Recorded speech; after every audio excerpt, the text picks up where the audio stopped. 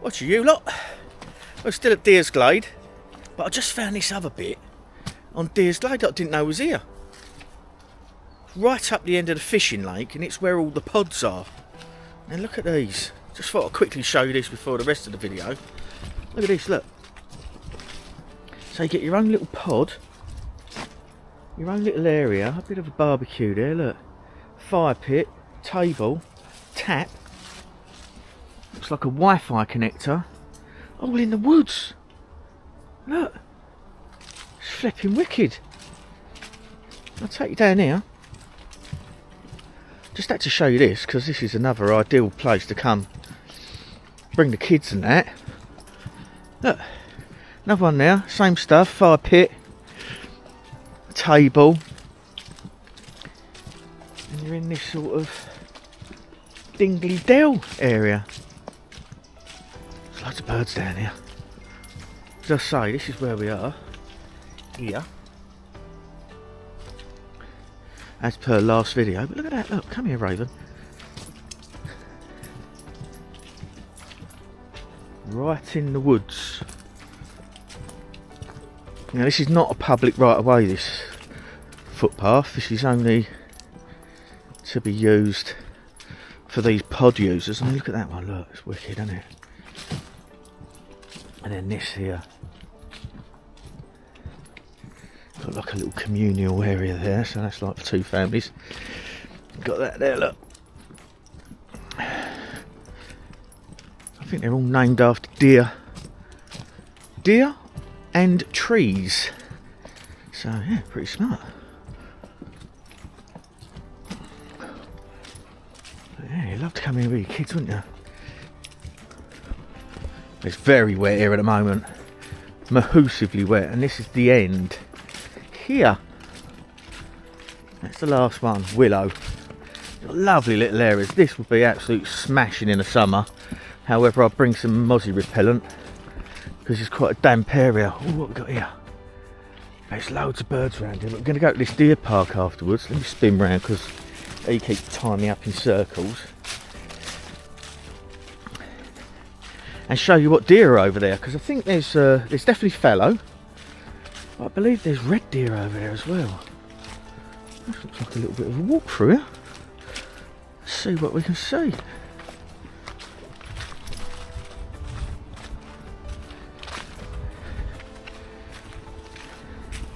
If your dog poops, you scoop.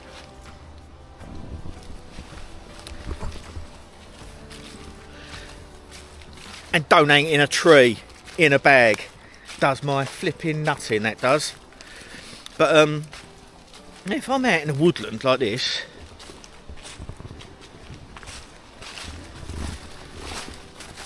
what I usually do is get a stick and flick it off the footpath into the foliage to stop anyone treading in it, and then it can rot down biodegradably. But putting it in a non-biodegradable bag, and if you think these biodegradable bags rot down really quickly, I suggest you start hanging dog poo in your garden on a tree or a bush and see how long it lasts there. It lasts for flipping ages. They don't rot down overnight, and also when they rot down they leave microplastics in the earth, which is ruining our flipping environment, getting in our food chain. But yeah, does my flipping nutting. So I just flick it out of the way, cover it up with leaves. Biodegrades down then, doesn't it? Let the bugs and insects sort it out. It's fine. Well, it's nice round here. There's a river here, look. Little river. Be fab here for the kids. I'd love something like this when I was a kid. Look at that. Ooh. Buzzard just coming into land. Buzzard's just landed up there. Wicked. Yeah, isn't it nice? Anyway, I thought I'd show that bit. Back to the van.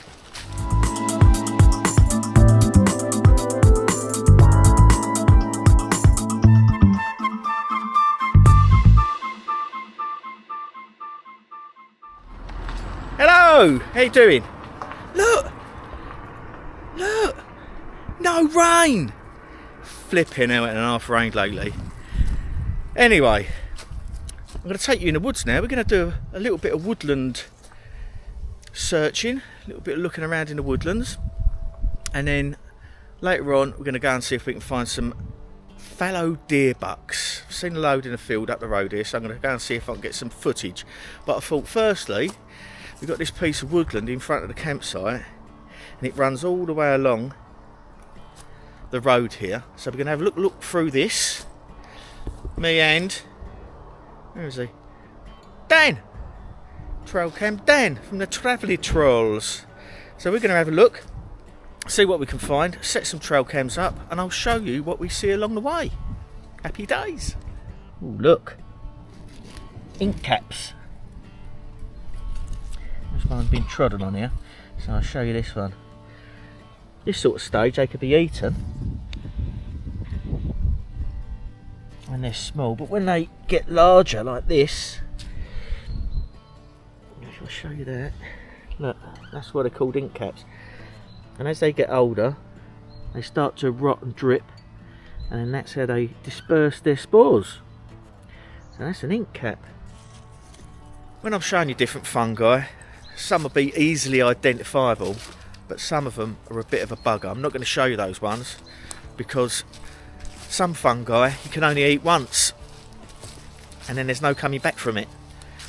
So I thought I'd just show you a few recognisable ones that is easily found, and I suggest you get a really good fungi book. Roger Phillips does a really good fungi book, and Collins and places like that, so I'll put some links up when I get home to different fungi books that you can get. Let's see if we can find anything interesting. And I can't talk today. Wow, these are things you don't see every day. These are earth stars. Look at them beauties. That's not an everyday find. There's a big black cat. It's caught a pigeon. Meow. Look. See this? There he goes, look. It's a panther. That's the only big black cat you're ever going to see in the UK. Let me promise you that. Anyway, earth stars, look. They are beautiful. Look at it. It's a bit like a giant puffball. Let me show you how the spores come out. So when the rain drips on it, see that? Can you see the spores coming out of it? Let me hold it up like this. See it coming out like smoke? Look at that. And that's a fungi. That's a fruiting body of a fungi. That's incredible. Yeah, earth star. Brilliant. What else can we find? There's another one here.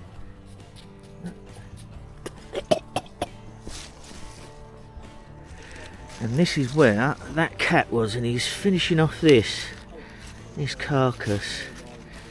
He's had a good old meal there. He's obviously caught that on the floor. It's pretty cool, isn't it? But we're going to go through this little mixed woodland. There's a few Scots pine in here. Hazel. It's like little hazel coppices here. It's quite dark in here. It's quite dingly dark. It seems to be left just natural. Got holly. You sometimes find holly in places like this because the birds go around the local area and eat the holly berries and then sit up there like pigeons, and down come the holly seeds. That's why you usually find them underneath trees like this. I love walking through woods. So much to see. So safety measures. You see a lot of people out doing bushcraft in the woods and showing you videos of them out in storms and stuff. The woodland is a very, very dangerous place in a storm, rain, even light wind. So as you can see this behind me, that tree there, that's dead. Right? And that has actually fallen over and laid up in that tree. Now that'd spoil your day if it comes down on top here. You can see this because it's got brown rot in here. There's brown rot going up that trunk.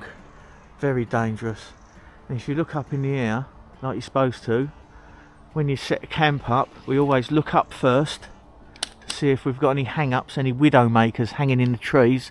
If a bit of light wind makes the trees sway and it comes falling out and lands on you, it'll spoil your day.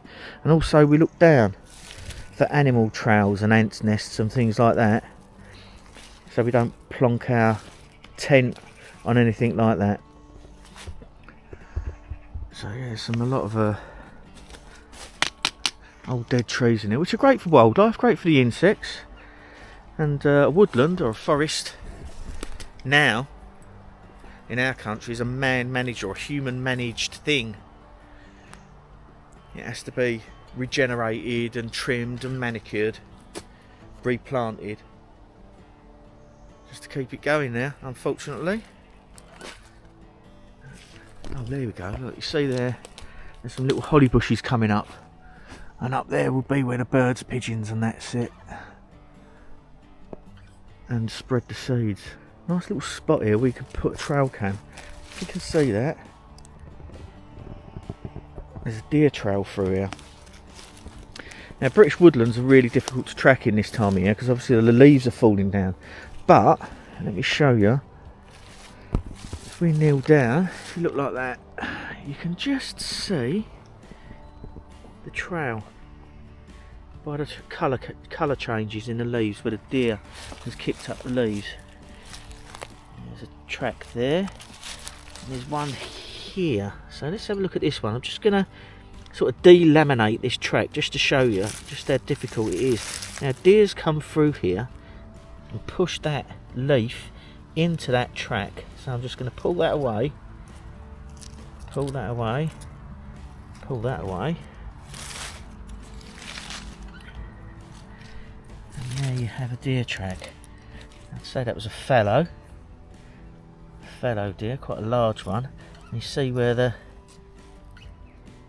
two cleaves of the hoof go into the pit at the front. So it's come down like that, the two cleaves sat down in there. But that's a big beast. That's really quite sharp still. So it hasn't been rained on, so I'd say that's been done first thing this morning. Once the rain's been stopped, that's come through there. But again, here, it's just ambled through, normal gait, and come through here, and it goes up through those trees, probably out to the fields beyond, I would say. So this would be quite a good little spot to set a trail cam up. What we got over here? Oh, silver birch. Let's just show you a bit of silver birch. So we've got silver birch laying down. Now I'm not going to light a full-blown fire, but I'll just show you how we can use silver birch bark to actually get a fire going. And this has been laying on the floor for quite some time, as you can see. It's rotten all the way through. Now you need permission, no matter where you actually produce and light a fire. Obviously I'm not going to light a full-blown fire here.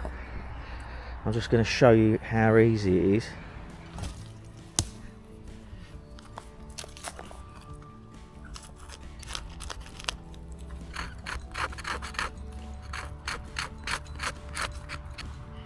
So just scrape up the surface layer of this.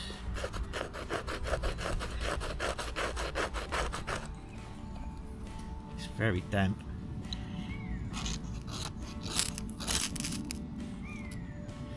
And there we go, even soaking wet through, that'll get you going.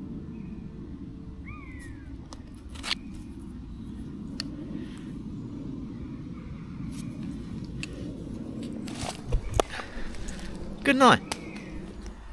So look what I have found here. It goes down. So this is a wood here. What I was telling you about. Looks like a cauliflower ear.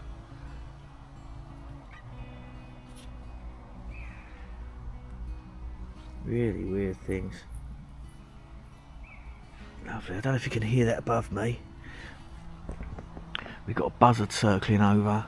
Again, it's been really wet lately and grey, so the old buzzards are out on the thermals now, circling around There he goes, he's just come through the woods.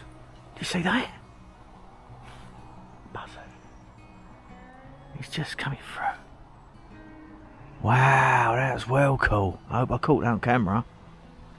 That buzzard flew just through the woodland, come through here, flew round. It's probably pitched up over the back now. That was a good spot. I caught it on camera. Dan looks amazed. Like a pigeon to me. Right, so it's just found a bit of a trail. Dan's going to point his camera this way. I'll spin you around and show you this trail.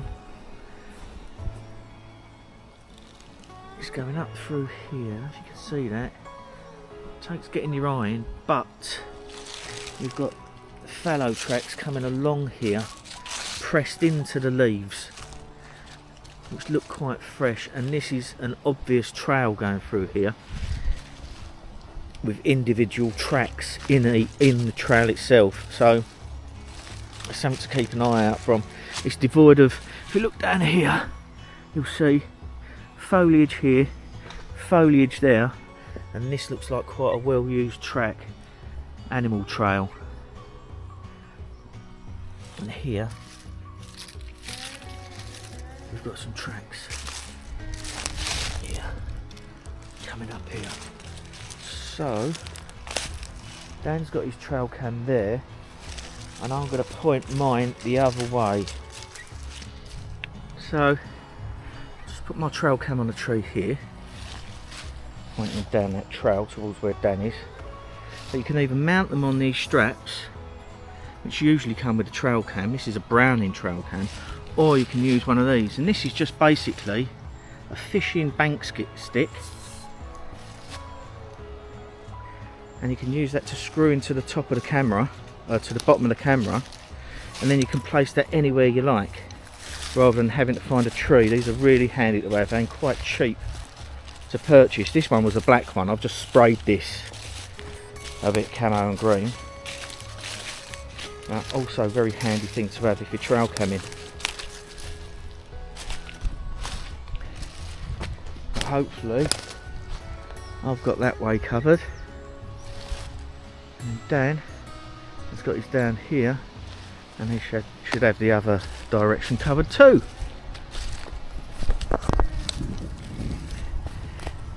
You can't beat a woodland, can you? It's flipping lovely in here, absolutely beautiful.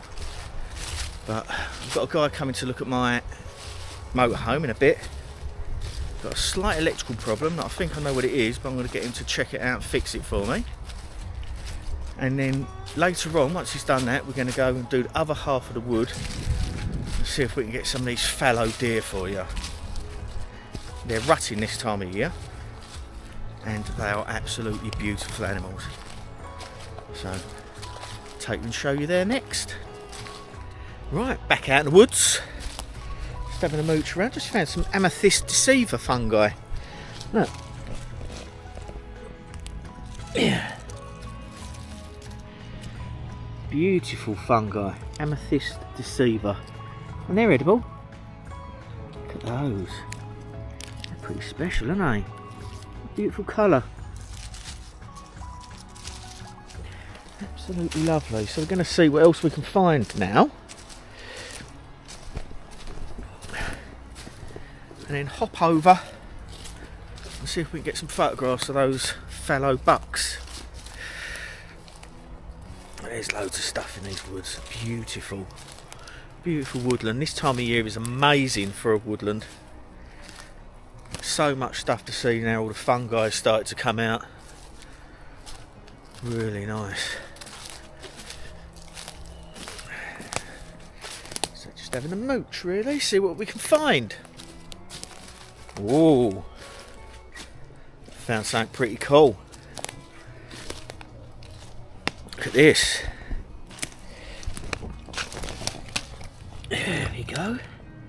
Birch polypore. This one probably alright for picking. Ooh. There we go. Birch polypore. I'm going to show you this one. It's a bit on the small side, but there's another big one there. They can get huge. There's some more in there as well. Look. but as the name suggests, you find them on birch. And when they start to emerge, they look like this. And they're sort of spongy. Let me put you down and I'll show you some things you can do with them.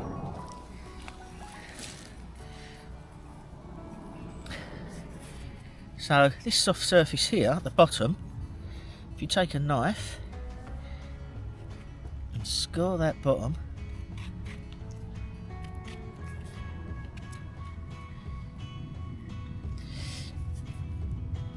and then gently lift this lower cuticle here. Let me get you right. See this? Lift that up. The underside of that will be sterile and you can put that around a cut like a plaster. Look at that, it sticks to your finger. Just like a plaster. And this is antimicrobial, has anti-cancer properties, and it's also a really fantastic cure for staving off the flu. And how we prepare it is we cut it through. Okay. Cut slices off of it.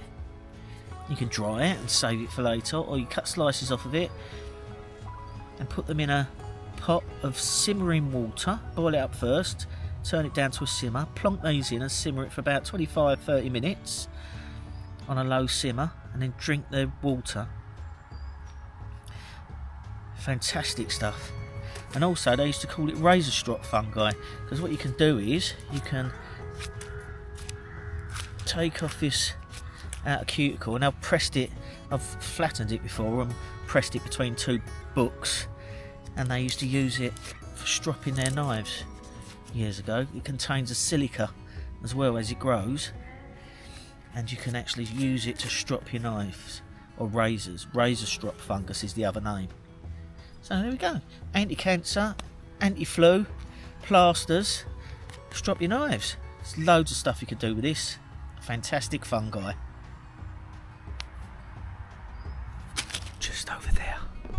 Just over there I've spooked a muntjac. He was just sitting on the edge of the woods. I'm looking for fungi. I looked up and he's sitting there looking at me. Don't know if I'll be able to get any pictures from him because he's gone straight into a thicket, and also I wasn't looking out for him. There's a squirrel over there hanging on a branch staring at me, and the muntjac's just gone into that hedgerow over there. So I'll just slowly move forward and see what I can see. This is quite interesting as well. Let's get out there. These. Look at that. Look. This is the remnants of a honey fungus called the bootlace fungus, and that's why it's called the bootlace fungus. Look. Those look like bootlaces. And they're all over this tree here, look. All the way up there. All the way down there. That would have been a mass of little sort of yellowy coloured fungi, often mistaken for sulphur tuft. Now I think you can eat a honey fungus. However, they react badly to alcohol, and so do ink caps. Some fungi, if you have alcohol with them, reacts badly and makes your tummy upset. But look at that, it's incredible, isn't it? That's all been made by fungi. All that black strapping, all the way up that tree. And that would have been a massive yellow tufty fungus. Absolutely stunning that is, to see that. Amazing. Sweet chestnut. Small tree that. You can see the sweet chestnuts laying on the floor. It looks like deer have been grazing on these. I mean, look at the size of that deer track there. That's a big old fallow. Huge. It looks like they've been having a nice old munch out on them sweet chestnuts, and even these apples, the old crab apple here. Look at that, it's been stuck there, look, it's come down onto that spike. Look at that. There's loads up there. Very high in pectin. Good for your jams. Oh, so much stuff about See where the deer have walked through here, all the way down the edge of that bank there. Brilliant. Just for size reference, there's my finger. That is a muntjac track there. That's a muntjac track. And that's my finger next to it. Tiny little deer cleaves. And that's a registered track, so the front foot will fall on the back foot. The front foot's always deeper and wider because that's where its engine room is. That's where all the weight of a deer is, so the front foot will register into that, push it down deeper, and the back foot's more of a lighter footfall. They're tiny little footprints, aren't they? Little tiny footprints. Where the fallow deer are massive, great big things. So much to see here today. Happy days. And there's some puffballs there. Look at them. A bit far gone now, but that's a puffball. And I'll squeeze this in half. See inside there's white. White and mushroom smelling. Where puffballs are white, and inside an earth ball, which is not edible, is black and smells like old tyres. I've shown you that before in another video. See if I can put that one up underneath there to show you. I'm going to walk back through the woods, and I'm going to go tomorrow to get some deer footage because I'm losing the light. I've been waiting in for someone today to do a bit of work on Gladys. He's let me down, and I'll let you know who that is because he's really piddled me off. And what I'm doing, and then I'll give another chapter shout tomorrow if it doesn't work what I'm going to fix today. But it should do. Should be all right. Just thought I'd show you these. Look at these. Look, I even like some. Look, just how big that is. And that is a parasol fungi. Just show you. Start to spore so I can lift it. Look at that. It's quite obvious why they call it a parasol fungi. But look at that. And then these are edible. Got the striations on the stem there. And this veil, from where it opens up, this would seal the spore rings. And as it opens up, that's detached, so that comes off like that. Look. Can't use it as an identifying feature as such really, because it does that, falls off. But I'll put that back there and that continue to spore. But what, that's a lovely edible fungi. I've cooked them upside down before with a fried egg on top, or with an egg on top, and cooked them, put some tin foil over them. And they cook up lovely. Well, a cool spot. Right, so it's the next day. I'm out with Dan. We're going to go and have a look for these deer. So we're at the back half. We're just literally just down there from the entrance to the campsite, and we're at the back half of that deer park, and where Gunton Hall pub is. Gunton pub. But we're here. Look at that beautiful gatehouse. It's flipping stunning, isn't it? Look at that. But in there is where the deer are. So we're going to walk round the edge through this bit of woodland and then come out, see if we can find this fallow deer. So we're just walking down this bit of a road. Look at that, isn't it beautiful? Past this fishing lake, it's a private fishing lake there. And over the back there, where you can see the light coming through the trees, is where we're hoping that the deer are out in the park warming up in the morning. It's fairly early, it's about 9:30. But look at that. You cannot beat a walk in the woods, can you? Absolutely stunning. Just seen our first group of fallow bucks just through that gap there. I'll put a photograph up now. I'm going to put my camera on the tripod, see if I can get some video footage. Fallow deer are not a native deer. Apparently I was introduced by the Normans to hunt back in the day, 1066 and all that. But they're a majestic beast with big palmate antlers. So by palmate I mean the top of it looks like the palm of your hand rather than sort of a skinny pointy antler like a red deer or a sika. But I can see another lot all over here laying down in the sun up the top. So with this light I should get some nice photographs and a bit of footage for you.